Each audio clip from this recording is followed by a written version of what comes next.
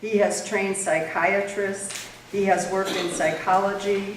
He has been a guest faculty member, and he has also been part of the Harvard Longwood Department of Psychiatry weekly grand rounds since May 1913, May 13, 2003. Okay, moving right along.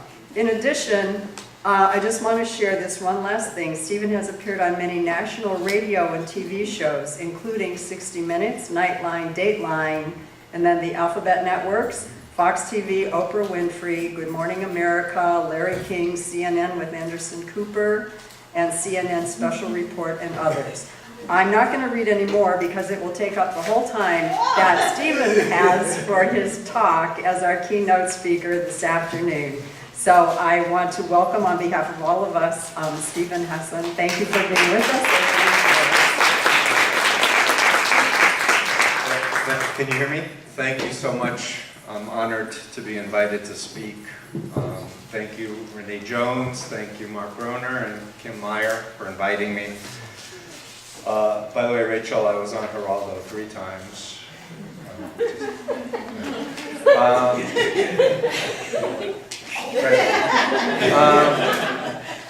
So there's so much that I want to share, and I'm really coming at the issue of human trafficking from a radically different point of view, which I'm hoping will stimulate everyone to be thinking in some new ways.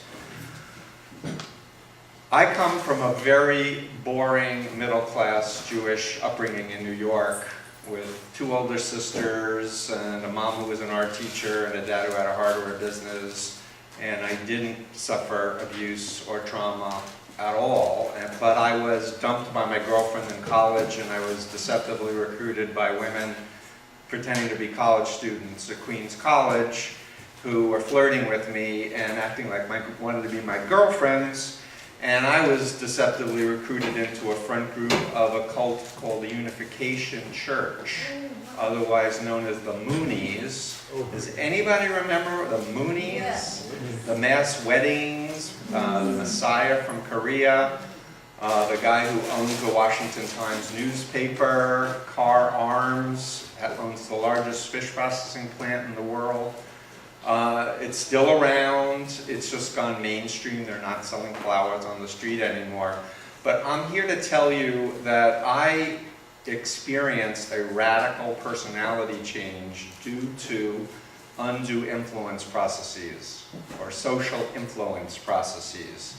And I went from a very normal belief, so I was reading 3 books a week, I had skipped 8th grade, I was an extra honor student, I was going to be a college writing professor, I wrote poetry and short stories, and within 2 weeks I dropped out of college, quit my job, donated my bank account, thought Armageddon was going to happen in 1977, thought Korea was the fatherland, the master race, that all religions needed to be abolished because they were satanic, and everyone had to become unificationists. And I was literally trained to die on command or kill on command. So for me, when the World Trade Center was attacked, my first thought was, oh, I could have done that. You were talking about triggers, Pauline, earlier, but I could have done that. And so that's part of my passion of why I've spent 37 years speaking out about mind control and brainwashing.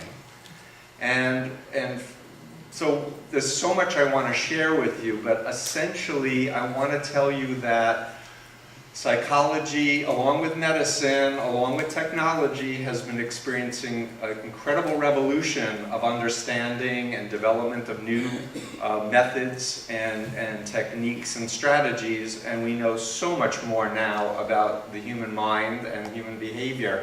And human beings are amazingly adaptive beings. We have 5 senses. We're connected to our environment, we're constantly plugged in, and we have mechanisms to adapt to even the most confusing, weird, strange, coercive, and by the way, your presentations, Mark and Kate, was brilliant, and I agreed with everything you said, and, because I'm a clinician, And we need another paradigm behind it, the bigger paradigm, to understand.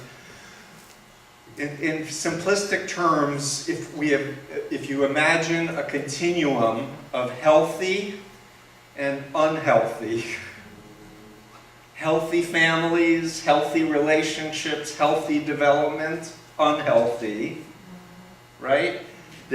When you're a parent, and I've got an 11-year-old, you've got to control, you've got to direct, you've got to give structure and meaning and rewards and punishments and such. And I want everyone to look in their folder for the bite model of mind control which you were given. Because I have so much to say, but essentially when I was rescued out of the cult, and I was rescued by my family who staged an intervention called the deprogramming in 1976, I was happy in the group. If you asked me, did I join of my own free will, I would have been very convincing. I believe that Moon was my true father, that my real father was an abusive parent, which he was not. But I had false memories that were literally installed inside of my mind as part of my conditioning and programming. If you think about themes and these poles, the thing that helped me get out of the Moonies was an understanding that I was brainwashed, that it wasn't a religious experience that I was having, but it was a very human, engineered, structured, systematic experience.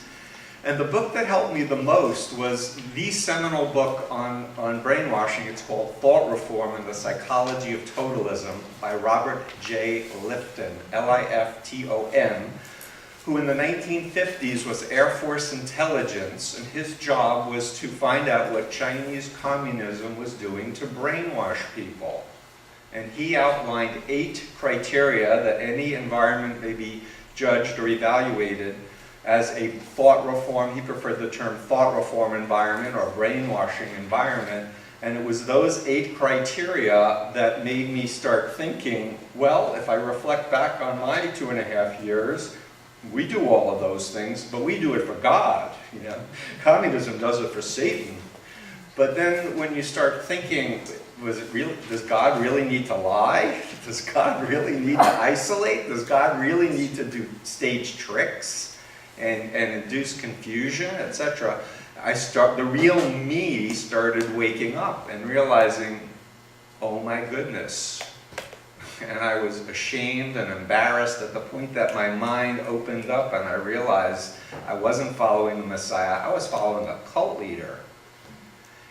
And I sought out Lifton, and he was like, what do you want to talk to me for? And I'm like, Thought Reform and the Psychology of Totalism saved my life. He said, that old book? Why? And then I proceeded to tell him about the Moonies and the recruitment and the indoctrination sessions. And he said, you know what? It was done to you and you did it to others, because I became a recruiter. He said, you need to study psychology and explain it to people like me. And that's pretty much what I've been doing for 37 years. Learning more and more and more about social psychology. And the single most important principle of social psychology, forgive me for using some big words, but it's called the fundamental attribution error. Fundamental attribution error. What does that mean? It means that we are biased, everyone around the world, when they look at some strange human behavior that they don't understand, the overwhelming tendency is blame the victim. They were weak, they were stupid, there's something wrong with them. Versus looking at the environment and saying, oh, you were deceived. Oh, they were grooming you. Oh, there was, the rewards and punishments. And if you look through the bite model, and this is an adapted version of my bite model, which is on my website, freedomofmind.com, for human trafficking. Because in my original formulation, due to my work with people who were born in cults, religious cults, political cults, therapy cults, business cults, for the most part, there isn't heroin addiction, rape, kidnapping, and some of the more extreme physical coercion. that's used in human trafficking, but for the most part, the model fits it precisely. And what I want to say, and I want to emphasize, because I've been asked to, why a trauma-based treatment model is not sufficient for helping victims of human trafficking is that there are several key things that I want to emphasize. One is the dual identity model, or dissociative model, that needs to be in place. Because I went, in my experience, from Steve Hassan, son of Milton and Estelle Hassan, of Flushing, Queens, New York, who wrote poetry, to becoming Steve Hassan, son of Sun Myung Moon and Hak Ja Han, the true parents of the universe. The real me wasn't erased, it was suppressed. And the heart of all of my work, and I've been seeing people born into cults, there's an authentic self that wants to be free. There's a spirit in all people that want to know the truth, that want love, that want to connect to meaningful work and meaningful relationships. And so even people that I've worked with who were born in cults, isolated cults, they want to get away because it's so horrendous. It's suffocating to the spirit, to the soul. But just getting away doesn't address the cult programmed identity.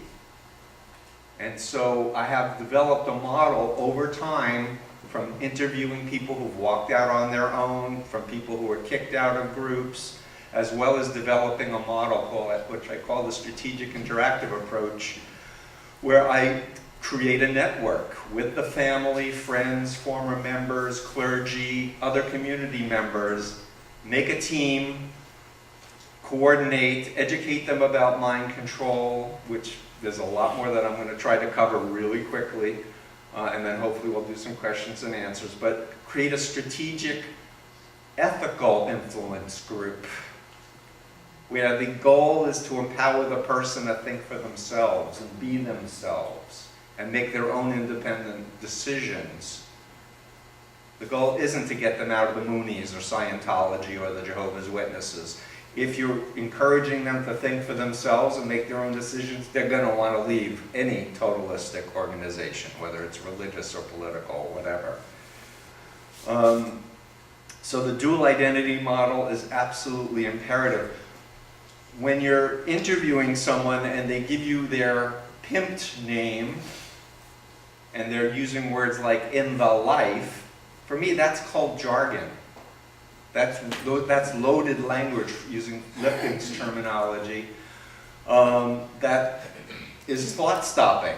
It's creating a bubble. It's not a life to be a sex slave or a labor slave.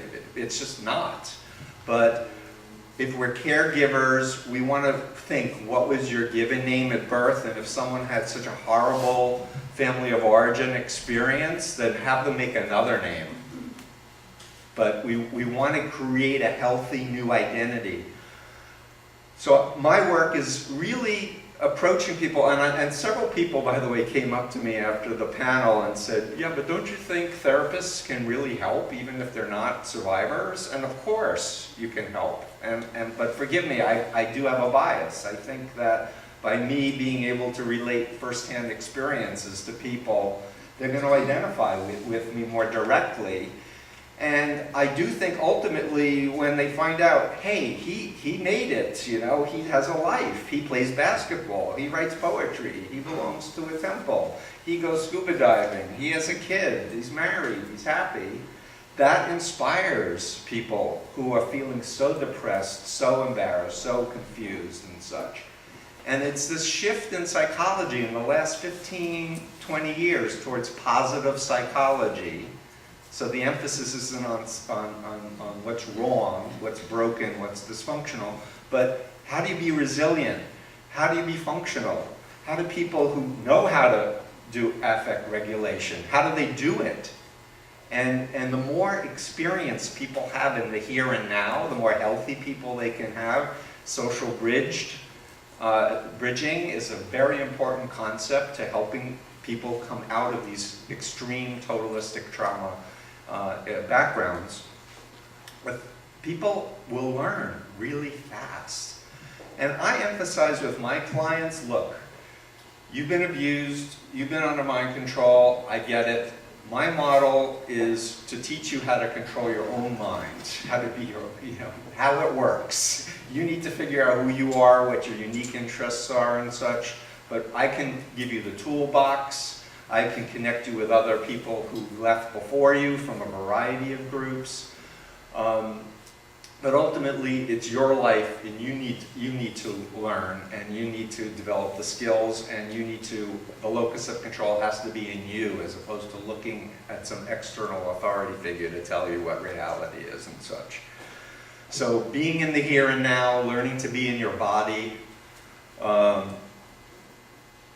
else? Some other concepts that are key. So someone was asking earlier about intrusive flashback experiences and such. So in my experience, just explaining to my clients that there's a difference between an associated memory and a dissociated memory. And that what we want to do is take any traumatic experience from our past, because we live in the now. If you think about it, that's all there is. Right, this second, right now, is what we're living in. The rest is memory and ideas and thought projections of the future, right? Whenever we think about a traumatic earlier memory, it needs to be dissociated. It needs to be in a window over here. It happened to the younger Steve, because I'm not in the Moonies anymore, haven't been for 37 years. I'm not in a van going 80 miles an hour into the back of a tractor trailer truck because I fell asleep at the wheel and stuck in it for 30 minutes where the emergency workers thought it would blow up and I was screaming in pain. If I think of it associated, then I would never be able to drive a car on a highway or be near a truck. But just telling you about it, it's in a movie screen over there, so I don't get sucked into it. An associated memory is when you're back in the experience. And just teaching people that we have that ability to make a window and think of, that's the younger me, this is the me of now, and to orient to a healthy future. How do I want to be in a year? How do I want to be in 5 years? How do I want to be in 10 years? And if you have no clue, find some other people to use as temporary models of the kinds of behaviors, the kind of life you want to have. And do small increments. Break it down. So the difference between associate and dissociate. I want to talk about triggers for a minute, though, because that was brought up also. So a trigger is basically a cue. And we have 5 senses, so we can be triggered in any one of the 5 senses or in a combination of senses: visual, auditory, kinesthetic, olfactory, gustatory. So what I teach my clients is, hey, every time you get triggered, it's an opportunity to heal yourself a little bit more. A, recognize you've been triggered. B, identify what was the cue. Oh, it's that particular street corner, or it's that particular cologne, or whatever. And think, if I was never abused, or if I was never in the cult, how would a normal person react to that cue? Or if I'm totally healed, how do I want to react to that cue? So you capture the reaction you want to have and plug it to the cue. And you do it 3 times, and then every time the trigger happens, you have the reaction you want instead of the one from the traumatic past. It's amazingly fast, and it feels so good to clients when they can learn it in their toolkit and just do it themselves. I'll give you a quick personal example. I got out of the Moonies, right? When somebody, the first year, somebody said, "Oh, it's a beautiful moon tonight." I was back kneeling in front of this fat Korean guy in a $500 or $1,000 business suit. Until I was like, wait a minute. The word moon should be the satellite that goes around the Earth, not the fat Korean guy who was my former cult leader. And I had to think, moon, moon, moon. So when people say the moon, I think of the moon. Likewise, I had to take the cult leader which was a big associated picture. I had to shrink the picture and move it over to the side. And I put it on a wall of other cult leaders, right? The Adolf Hitlers, the Charlie Mansons, the Jim Joneses, the David Koreshes, the Warren Jeffs. And there's a whole bunch. You do just Google images of cult leaders. You can see a whole wide range of cult leaders. And so whenever I had the cult me, once I got out, the cult me wanting to go back because my friends were there, I was going to run my own country one day, I would think of all of those evil people. I actually visualized Moon behind bars. You know, he had his orange over it, he was behind, and he actually went to jail. Unfortunately, he died last year. But the point is that once I saw he wasn't the Messiah, he was just a cult leader, like any other generic cult leader. And by the way, almost all of them are narcissistic, personality disordered, sociopathic, psychopathic, and we can go on and on. But narcissist is a huge thing. And what I do a lot of relationship cult things where there's one controlling boyfriend or girlfriend or husband or wife. I educate them about narcissists. Because one of the most universal features of a narcissist is they're incapable of empathy. And if you're incapable of empathy, you're incapable of love. So they can say they love you, but they can only go through the motions. They really can't feel it. Like normal people can feel love and can extend themselves and be with their partner and such. By the way, I love a video that Sam Vaknin has on YouTube, V-A-K-N-I-N. He wrote a book called Self-Malignant Love. He is a narcissist himself, but he's incredibly right on in describing how narcissists think and act in the world. He has a great video called How to Spot a Narcissist or a Psychopath on the First Date. 15 minutes long, watch it. It's very educational. And V-A-K-N-I-N, Sam Vaknin. So you're getting the gist. What I'm doing with my clients is respecting them, saying you matter, you're important, you can do this, life's precious. You know, when Rachel was talking about how good she felt that she knew she saved another person's life, wow. Isn't that incredible? And isn't that wonderful? I got a little choked up as I was thinking about that. Believing that you can change and you can do better than recover, you can thrive. You can do better than just survive. You can create your new identity. I have some people coming out of extreme Bible cults like the Children of God, which was a sex cult. Children were being molested at 2, 3, 4 years of age. The women were happy hookers for Jesus. And they come out and they're like, they read my first book. They're like, I don't have a pre-cult self. What do? I said, make it up. Make one up. Use some healthy models. I can't do that. I said, yes, you can. And that's really the cutting edge for attachment therapy these days, is helping people go back to early traumatic childhood experiences and imagine if I had a healthy mother and a healthy father, what would I have wanted them to do? And actually give yourself the experience of the safe, consistent, loving, fair, approving message. You can learn to self-parent yourself, in other words, and reparent yourself. It's an incredibly hopeful and empowering message to tell people, look, there's a toolbox that exists for you to have a new chapter of your life. So people have to get out of the black and white, us versus them, good versus evil mentality, which is typical of the cult identity. I've had perpetrators deliberately using hypnotic, confusing language, talking too fast, or saying things that don't make sense, but acting like it did make sense. And the average person goes inside and goes, there's something wrong with me, that it doesn't make sense. Instead of thinking, oh, he's using a confusion technique deliberately to mind control me.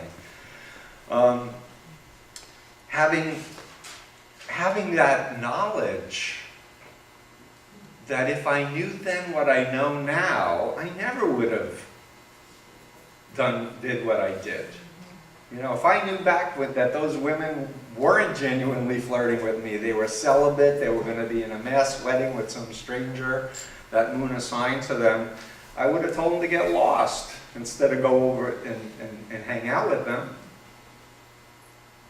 At the point that I realized they lied, instead of like letting it slide, I should have realized, you know, anyone who's legitimate doesn't lie. I don't want liars in my life. I want trustworthy people that I can count on. And understanding this modeling idea, I want to have healthy relationships. What does that look like? I had a fairly sheltered childhood. I didn't understand that there were predators out there and perpetrators. My dad thought he was teaching me how to avoid con artists. He said, you always know by the eyes, Steve, they're shifty. These people looked smilingly directly in my eyes and lied their face off. And I learned to do the same thing when I was a cult recruiter. How am I doing on time? I've got 15 more minutes. So I want to talk about, so I talked a little bit about language. So if I say don't think of a white horse, don't think of a giraffe. Don't think I'm trying to pressure you. Don't think I'm trying to control you. Right? Language are cues. They're associations to learning.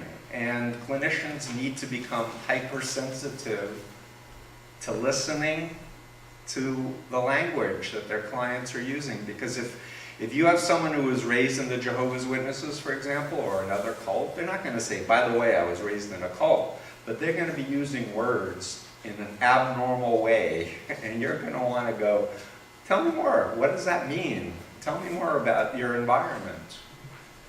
And if you're looking at the BITE model again, unhealthy environments control information, not only deceive you, like they go door to door, they have their New World Translation of the Bible, which just happens to have nothing accurate to do with the real Bible, but it looks like a Bible, and the members who are recruiting act like it's the real Bible, right?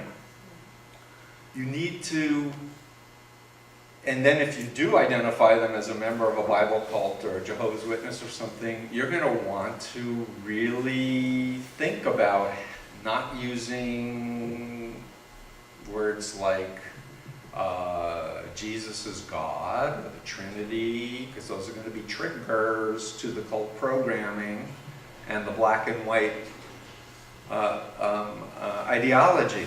You're going to want to use language that gives them a reference point for the rest of the real world. You're going to want to interact with them respectfully, but you're also going to want to encourage them to be safe, to start sharing some of the abuse and some of the control that they experienced. By the way, the Jehovah's Witnesses, I'm sorry, the attorney left. Last year, the largest single judgment for sex abuse case was leveled against the Jehovah's Witnesses. It was over $21 million. Why? Because the organization has a list of over 23,000 pedophiles, and they've never turned one in, or they're almost never turned any in. And they go by a misunderstanding of the Old Testament and said, unless two people witnessed the abuse, it didn't happen. And so this is an organization that has countless numbers of child sexual abuse victims. And believe me, there'll be a lot more lawsuits coming out. I also wanted to come back to the whole idea of, to emphasize that If you asked me when I was in the Moonies, am I happy? I would have said yes. If you asked me if I was mind control, I would have said absolutely not. And just because she said I was on Oprah, and it's on the YouTube, by the way, so you can do Oprah plus Church Universal and Triumphant, which was the name of the cult that the show is on. Oprah went up to a cult member who said, I'm a businesswoman, I've been in the group, I forget, 12 years or 15 years, and I'm happy. And Oprah said, are you brainwashed? And she said, no, not at all. And she put her hands on her hips and looked at me and said, see? And I said, Oprah, if you had asked me in the Moonies if I was brainwashed, I would have said exactly the same thing. I didn't have the opportunity to say, for those who are clinicians or law enforcement who are in the audience, if you ask a question like, I'm curious, how long have you been in the group? 12 years. Have you ever had a close friend in the organization? Oh yeah, I've had many. Have you ever had a close friend leave? Yes. Did you ever ask them why they left? You'd have a long silence. Why? Because you're not allowed to talk to ex-members. Back to information control.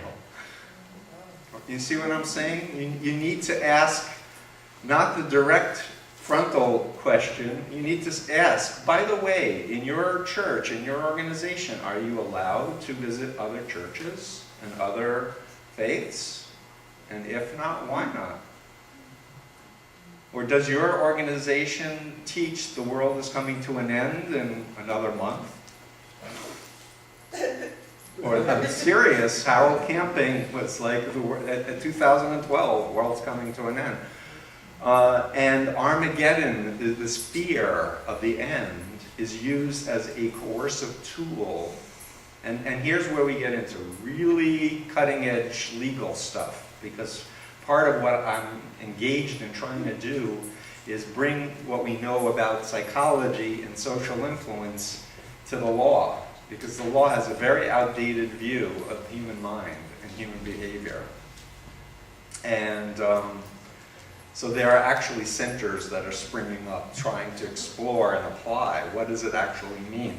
There's a Loyola professor named Kathleen Kim, who's on a LAPD commission, who wrote a paper that I read recently called The Coercion of Human Trafficking. And she's presenting a very novel legal concept where she talks about situational ethics, which basically what she's saying is we got to look at how did the person get in, what's being done to them, and as opposed to just waiting passively for a victim to come forward and say, yeah, I was coerced. I talked about triggers, Armageddon, black and white. You know, I have so much more I want to emphasize, but I really do think, as I said in the panel, I really do think that if we can develop models to educate the public, not just about trafficking, but about the whole issue of undue influence, and we can put more of an emphasis on teaching our children to start critically evaluating and thinking about the commercials they're seeing, about the sites that are going on the internet, kind of really refined consumer awareness perspective. Because we need a complex systems kind of approach to this problem. It's not going to be just helping the people who are being trafficked. We need to address the Johns, we need to address the legal system, we need to do more inoculation. The woman that I mentioned that I did the program with in LA, Rachel Thomas, and I believe her website is SOWERS, S-O-W-E-R-S, Educational Group. She's going after hip hop and Hollywood and others that are glorifying pimps and glorifying that it's okay for 10-year-olds to dress in miniskirts and highly sexualized language and behavior. So working with former members, so it's not a diss for mental health professionals who are experts in trauma at all, but I think if we can support the former members, and I really do think about trafficked victims as former members of a commercial cult. If we can empower them and have them come and do trainings and have them come and do preventive education, they'll get stronger and it will be a win-win, and they're going to be able to pass it along and help more people to come out. It's mighty quiet in this room. I have a question. Yeah, please, ask me some questions. So then, this emphasis is on young people. That's where I emphasize my work too, in some ways. But you spoke about Harold camping. I was a travel nurse, not that many within the last 5 years. I was a travel nurse in Philadelphia, and I had my radio station on a Christian radio station. And he was one of the people that was on this Christian radio station coming out of Philadelphia. And he was, now, I'm an adult and I know how to think and like that. He was very convincing about this end of the world kind of thing. So much so that my brother in California, when I look back what I said to him, I go, now he really thinks I'm busy. But anyway, I said, you know, I get this feeling like really something's going to happen. I'm not sure if it's going to happen like he said, but just brought up the fear that we all have inside of us, regardless of how old we are, I think. No, Kate was talking, we have amygdala, we're programmed for survival. Yeah, for survival. Somebody talks confidently as an authority figure. And now that he had a deep male voice. Did he talk like this? Yes. Did he have a very sure, confident voice? Absolutely, just like We're that. programmed to respond to authority figures who talk I'm like not- that. and I We was are, like- we're wired. I was sucked in for a little while. I was. Yeah. Even when So you make a very good point, and just recently there was a big article about elder abuse and how elderly people are being subjected to predators who are conning them and taking over their house and their life savings. It's undue influence. It's exactly the same kind of thing. One other concept is, and then I'll get to you, Mark, in a second. I've studied hypnosis since 1980 because I spent 4 years reading, I don't know how many hundreds of books on influence and thought reform and persuasion and attitude change and the Ash Conformity study, the Milgram Obedience study, the Zimbardo Prison study, and it was missing stuff. And then I saw a hypnotist do a trance. I don't know if anyone's seen a stage hypnotist, which is probably the least skilled and the least ethical of anyone who studied hypnosis. But people go into altered states of consciousness, by the way. We may think we're awake at a level of consciousness throughout the day, but we go through dips. We go daydreaming, we check out. When we're checking out, it's normal, but we're more suggestible, especially if we're in an environment where information is being sent to us. And the old school of hypnosis was very much based on compliance. So if the authority figure said your eyes are getting heavy, heavy, heavy, a certain percentage closed their eyes. A lot of people were like, screw you, I'm not closing my eyes, Buster. So they weren't hypnotizable. But a psychiatrist named Milton Erickson developed what's called the process school of hypnosis, or and he's considered to be the grandfather of covert hypnotic methods, where he would just tell stories really slow, and he was in a wheelchair. And he was so I'm not going to do it, but you get the gist. Yeah. He tells stories so that instead of just saying, close your eyes, you're going to sleep, it'd be like, you're going to have a thought pretty soon. I'm not sure if you're consciously aware of it or unconsciously aware of it. And maybe there's a feeling somewhere in your body. So he's putting out these general suggestions and then watching how the person's body is responding. And then if the person offers some auditory feedback, then he'd feed it back. But he was a licensed psychiatrist where people were coming to him for real problems, like I'm in pain, or I can't sleep, or I can't concentrate.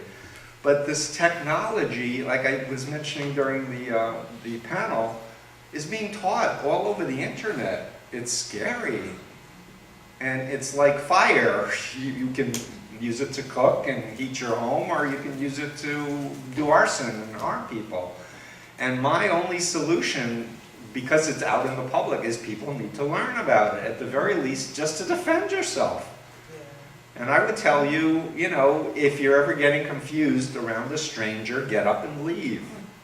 Get up and leave. And the worst, you know, thing, the best thing you can also do is be rude. I don't like you. Stop doing that. Everybody, can you see what he's doing? Look, he's trying to hypnotize me. You know, the perp's going to run away, like really fast.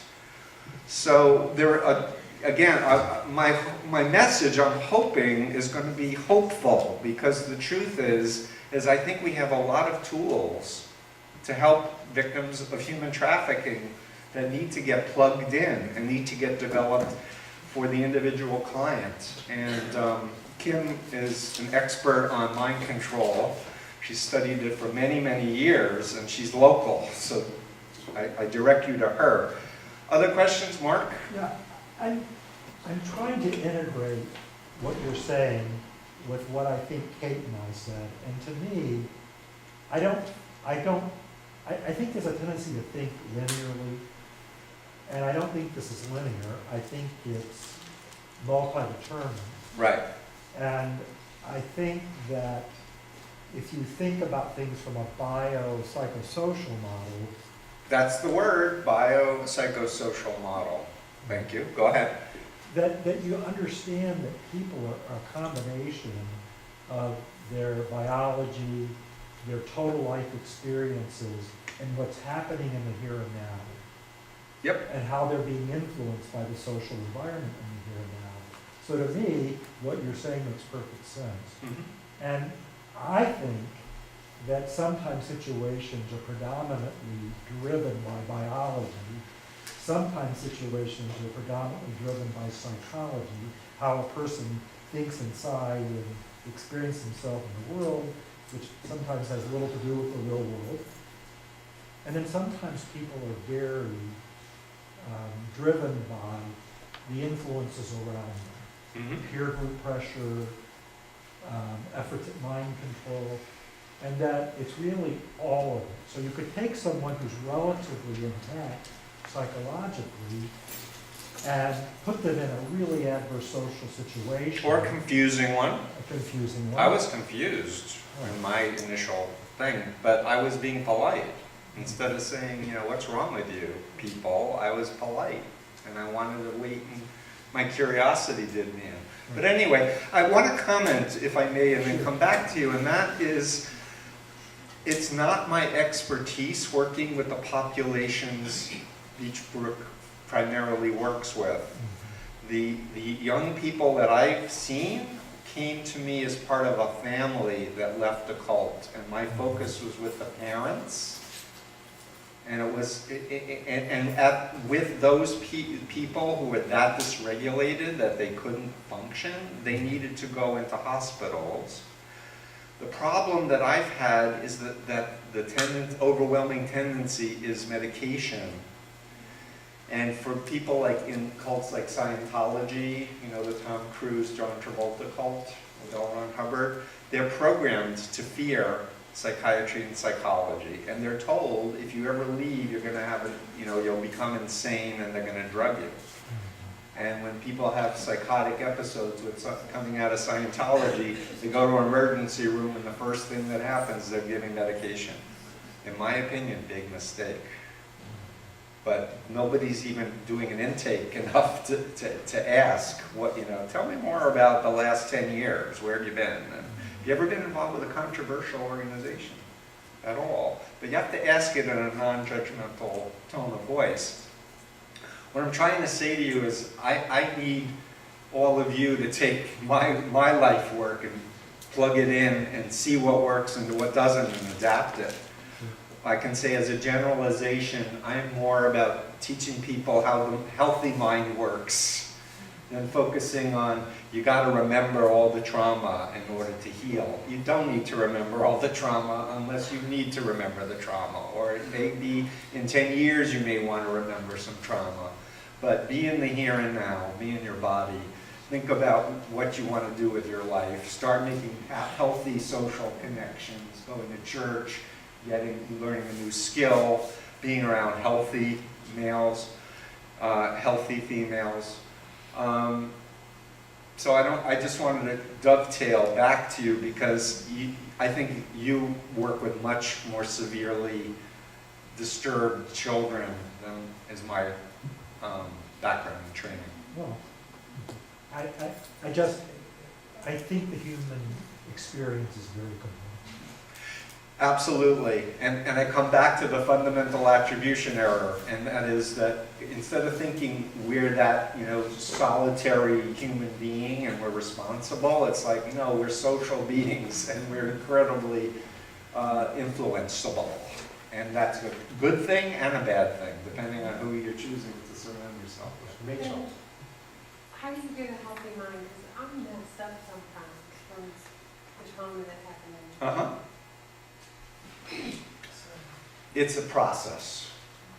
I'm not necessarily. So when I listen to your story, like in my model, when someone comes to me for help, okay, so there are people who walk out who ask me for help, and then I have family member that says my sister's in trouble, my brother's in trouble, my parents are in trouble. The first thing I want to try to do is get a whole group of family members together in a room for a couple of days with an ex-member or two, and I want to know what the family history is. I want to get a really good profile of who this person was before they had the experience. If there's a drug problem, I want to identify and address it, an alcoholism problem, an anger problem, whatever it is, and I want to teach people how to communicate. Oh yeah, I'm coming back to don't think of a white horse. So people need to think differently about language, especially in families, because the tendency is to say what you feel and say what you think. I think you're making a really dumb decision by going out with that guy. Well, if it works and the person goes, oh, you're right, you're so smart, Daddy, I won't go out with okay, great, then the communication worked. But if your child goes, screw you, that makes me want to go more, then you need to rethink strategic communication. So what I'm constantly encouraging my clients and my families to do is to teach each other how to communicate with them in a way that works, where they feel respected. So how could I have said that, Kate, in a way that you could have heard? And then wait, and then Kate, well, you should have not been standing up pointing a finger at me, you should be sitting down, you can take my hand, you can talk in a lower volume, and actually rehearse me if I was your dad, okay? Which I'm not, obviously. But the point is that we can teach each other how to help. And what I was guessing, listening a little bit to your story, but that your family was clueless on how to help you. Yeah. And how to give you what you needed to keep you safe and protect you. But it's, even though you're out of danger, I feel like they still have work that they could do that would help you now in your recovery. And I would say, is there one person that might be open to it? Maybe, okay. So then it's about choosing healthy people to be in your life. Surrounding yourself with healthy people. Can I ask you one more question? You can I ask. had. And I have a lot of free videos of talks that I've done, workshops that I've done on my website, by the way, free. Okay. So if you have internet, you can You say that forget about your trauma. Okay. I didn't mean to say that. If Okay. I said that, I mean there used to be a model, especially in the 80s. Okay. That in order to get better, you had to remember every piece of abuse. Okay. You had a cathartic. And remember, way back, remember in the 70s and 80s, scream therapy? Yes. Anger therapy, you take the batakas to get your anger out. Guess what? It makes you more angry. That's right. Yeah. It took us a bunch of years to realize, you know what? It doesn't, we're not a battery where you drain it down and then it's gone. It ain't how it works, folks. So just, and the trend, for the most part, with evidence-based therapies is good in the sense of saying, hey, does this work? But I got to tell you, my model is yet to be time-tested and evidence-based. So I'm hoping that Kim and Beachbrook and other people can start plugging things in and do some research and tell me if it's working or if it's all, you know, my own experience and all of my clients over the years. But believe in yourself. You're very strong and you're very bright and you care. You have a good heart. So keep going. Thank you. You're welcome. Someone else? Yes. I'm going to be dominant, but I do it all the time. Anyway, narcissism. One of the things that I've discovered recently is narcissists love to, if they think they've got you, there's a part of you that can kind of like see, just said, thought of it, and then they sort of like brag about how they did it. If you can get, Oh, absolutely. if you get to the point where, I don't know who would want to do this, just hoist it. I mean, but when they kind of like brag about, you know, they're almost like calling you stupid to your face without saying you're stupid. Well, and that's part of the programming of victims. You let me do this to you. You let me do this to you because you're stupid. You're stupid. And Yeah, this is but your it's role like- in life. Was there are apex people and then there are slaves, and I'm meant to be your master, and you're meant to be bull. And I didn't know all this was going on. I just knew something was wrong until I read about narcissism, and the light bulbs just went off like crazy. Right. Because I thought, that's what. And it's then you like. have warning whenever someone starts talking like that, right? Exactly. Exit stage left. That's right. So the key to trust in other people is developing trust in yourself and your ability to discern Yes. who's healthy and who's not healthy. Yes. And have a reality test whether someone is truly your friend or whether or not they have an ulterior motive or something. Because real friendships take time. I mean, you need to have experience consistently over and over that people are good. So thank you. Thank you.